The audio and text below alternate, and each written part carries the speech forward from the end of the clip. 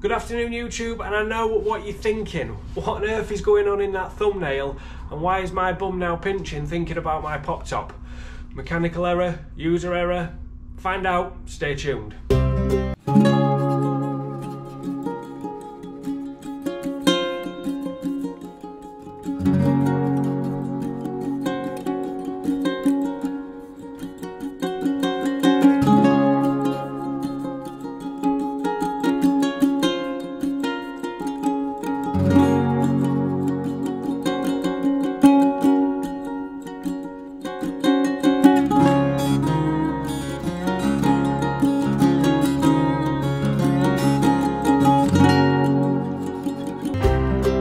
So in this video we're going to be covering that very precariously parked Vivaro, what's been opened up like a tin of mackerel.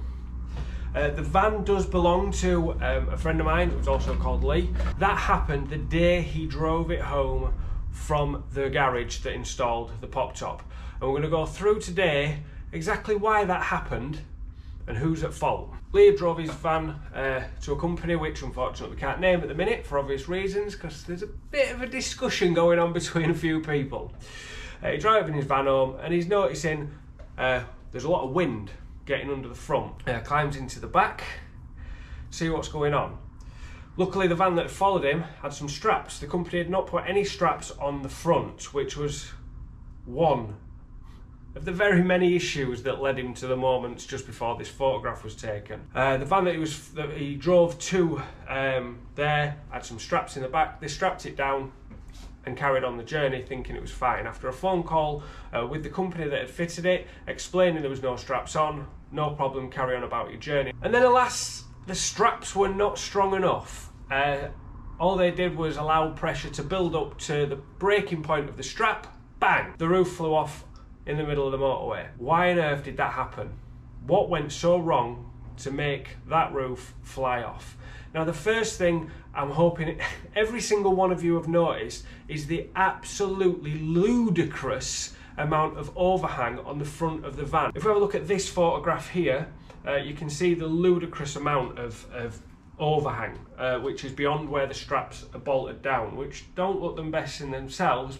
However, you can see the absolutely ridiculous amount of overhang. So if we look at another Vivaro with one fitted, you can see there is very, very, very little overhang at all. Usually it's quite near the front, and you would never ever have as much as what's shown in that other picture. So that is one of the factors that's led to this situation. That amount of overhang with no fixing beyond it has allowed wind to gather underneath it and snap the straps. However, that wasn't the main issue. Driving home, you will see, with there no straps on, in this photograph here, you can see a small nut. I'll zoom in. I'm about to zoom in, so I apologise about the picture quality there, but the only thing that was actually holding the roof down until he actually put the straps on was a bolt that goes through there and through the single skin of the roof. One bolt, no washer, and if you look at the full picture, how far from the front of the vehicle, what is gathering all the air, that bolt actually is. That, coupled with the fact that it was through just a single roof skin with a single bolt, is absolutely mind-boggling that it was allowed out of the garage like that. What we need to remember is that a pop top is a structural part of your van, and one of the reasons that I personally don't install pop tops is you've seen my metalwork and my welding. It's not my strong point, and because it's not my strong point, I choose not to do it for reasons like this. There's a lot of work that goes into fitting a pop top, and if you don't think you know how to do it, I probably just wouldn't do it and pay a professional. Unfortunately for Lee, he did pay a professional, or so he thought, and he's been left in this situation, which I'm sure will be rectified. All damages will be sorted out. However, he's now without his van. He can't carry on working on it, he can't go out in it. Before this van isn't finished. However, they do still go out in it, and they are still using it while it's in the build process, and now we can't. The van is now stuck in a yard with a tarpaulin over it while all this gets sorted out. Now, another problem that you can see is the straps for the webbing, as well as being too far back and having too much overhang at the front, are not actually wide enough. Most pop tops that you see will have a 2-inch webbing. The eyelets that have been put onto this are, you're going to get an inch webbing through that maximum, hence the reason that they broke when put under pressure by the wind force getting under that front. Not to say that a larger webbing strap wouldn't have broken because of that excessive overhang, but it would have given it a fighting chance of actually holding that down. After a discussion in a Vivaro and traffic group, I've now found 2 other people with pop tops fitted by the same company who complain of excessive wind noise. Now, anybody that's got a pop top, you'll know you can't hear a thing.